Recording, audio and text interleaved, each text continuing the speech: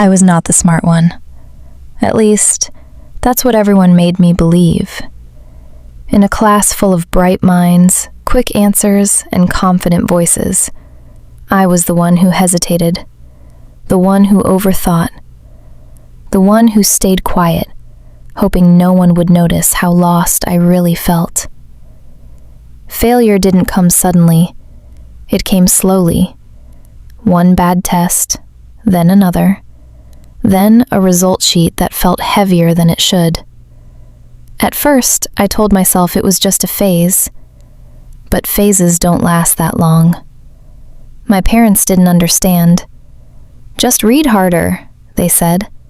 "Other people are doing it. Why can't you?" I wanted to answer. I wanted to explain that I was trying, that I stayed up late staring at books that refused to make sense, that I read the same page over and over until the words lost meaning. But instead, I just nodded. Because how do you explain something you don't even understand yourself? School became a place of quiet humiliation. Teachers stopped expecting much from me. Classmates stopped asking for my opinion. And slowly, I stopped believing I had anything to offer. The worst part wasn't failing. It was feeling invisible. One evening, I sat alone with my results in my hands. Every subject, below average. Every effort, unnoticed. Every hope, slipping away.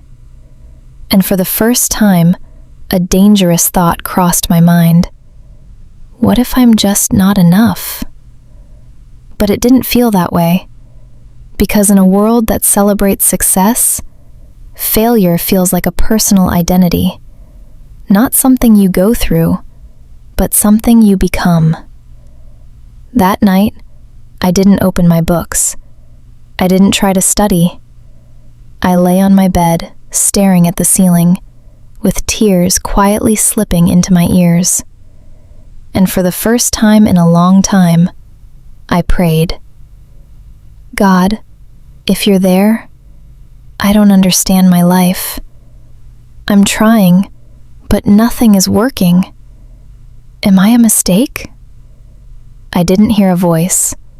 There was no miracle that night, no sudden intelligence, no instant transformation.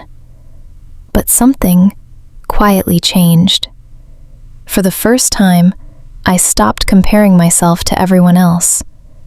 I stopped measuring my worth by grades on a paper. And I started asking a different question. What if I'm not failing, but learning differently? The next day, I didn't become a genius, but I tried again.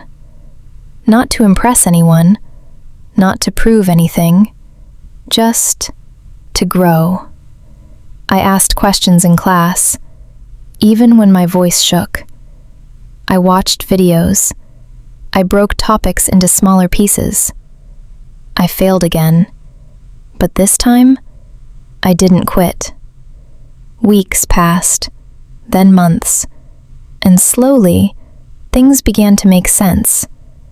Not everything, not perfectly, but enough to keep going.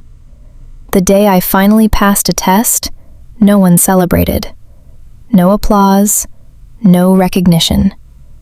But I smiled, because for the first time, I knew I wasn't stupid.